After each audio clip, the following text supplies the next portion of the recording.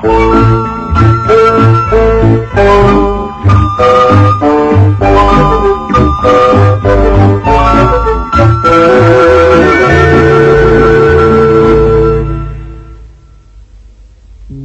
alternatif, on l'a déjà dit, 2 et 2, cela ne fait pas toujours 4. Prenons un circuit avec, branché en série, des résistances et des réactances, bobines et condensateurs. On a une source alternative qui va nous débiter un courant d'une fréquence de, disons, 50 Hz, si elle veut bien. Monsieur Volta est chargé de mesurer les tensions efficaces entre 2 points quelconques du circuit. Supposons qu'il trouve 30 volts de là à là et 20 volts de là à là. Eh bien, de là à là, il ne trouvera pas 50 volts. Ça, je vous le garantis. N'est-ce pas, monsieur Volta? Alors c'est là qu'il faut faire venir monsieur Fresnel, inventeur et grand bienfaiteur des étudiants en hautes études électriques, qui va nous expliquer tout ça avec des flèches tournantes. Notre circuit étant un circuit série, l'intensité est exactement la même en valeur et en phase en tout point du circuit. L'axe de la flèche intensité va donc nous servir de repère. C'est l'origine des phases, comme on dit. Aux bornes de la résistance, on sait que la tension est en phase avec l'intensité. Aux bornes de la bobine, on l'a vu aussi, la tension est déphasée en avance de 90 degrés. Maintenant, 30 volts en phase et 20 volts déphasés de 90 degrés, ça donne quoi comme résultat? Eh bien, monsieur Fresnel nous dit qu'il suffit de faire simplement ceci et de mesurer la longueur de la nouvelle flèche, ce qui ferait 36 volts. Monsieur Volta, s'il vous plaît. Eh bien oui, c'est ça. Monsieur Fresnel nous fait remarquer qu'on arriverait au même résultat en mettant les flèches bout à bout, comme cela. Et cette tension résultante aux bornes de l'ensemble, résistance bobine, est déphasée en avance toujours, mais d'un nouvel angle désigné sous le joli nom d'angle phi.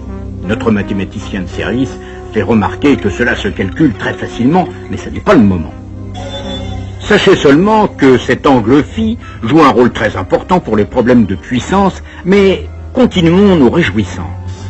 Aux bornes d'une résistance et d'un condensateur, la manip est la même, sauf que bien sûr, la tension aux bornes du condensateur serait de 90 degrés en retard sur l'intensité, et la tension résultante aux bornes de l'ensemble serait en retard d'un certain angle phi.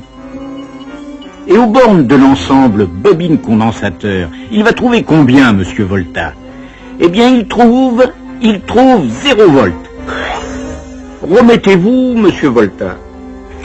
20 volts déphasés en avant de 90 degrés et 20 volts déphasés en arrière de 90 degrés, les deux flèches mises bout à bout, ça fait bien 0, vous voyez? Pour tout vous dire, on a joué un tour à notre bon monsieur Volta. On a pris le cas particulier où les tensions aux bornes de la bobine et du condensateur étaient exactement égales. Mais ce n'est généralement pas le cas.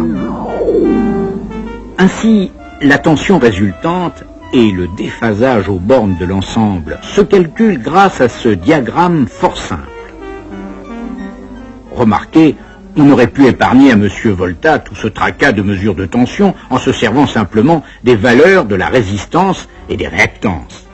Car reprenons notre triangle des tensions du début. Si je divise les tensions par l'intensité efficace, qui est la même dans les deux, ne l'oublions pas, on obtient un nouveau triangle, semblable au premier, dans lequel, en particulier, l'angle phi est le même. Or, on connaît nos formules. Les tensions divisées par l'intensité, c'est la résistance, c'est la réactance inductive, c'est la réactance capacitive. Ainsi, on peut opérer de la même façon avec les flèches résistance et réactance que M. Fresnel a aussi dans son sac. En connaissant les valeurs de chaque élément, on peut prévoir ce qui va se passer dans le circuit, même s'il est débranché, ce qui permet à notre source d'aller se reposer. Alors ressortez vos tablettes de granit et gravez bien ceci. Dans notre circuit alternatif série, les résistances ne déphasent pas, elles s'ajoutent purement et simplement. Les réactances inductives déphasent de 90 degrés en avant, les réactances capacitives de 90 degrés en arrière, donc elles se retranchent. Il suffit de mesurer combien d'ohms fait la résultante. Là, je vous arrête, monsieur Fresnel. C'est quoi que vous mesurez là? C'est pas seulement une résistance, ce n'est pas seulement une réactance, c'est une impédance. Je sais, ça fait beaucoup de trucs en anse, mais en alternatif, il faut ce qu'il faut. Et notre mathématicien de service fait remarquer que ça se calcule très facilement, comme dans les triangles rectangles, carré de l'hypoténuse égale impédance de l'ensemble, donc 22,4 ohms, et s'il passait là-dedans un courant de 1 ampère, on aurait 22,4 volts aux bornes. Et oui, monsieur Volta peut venir vérifier, mais monsieur Volta dit qu'il nous fait confiance.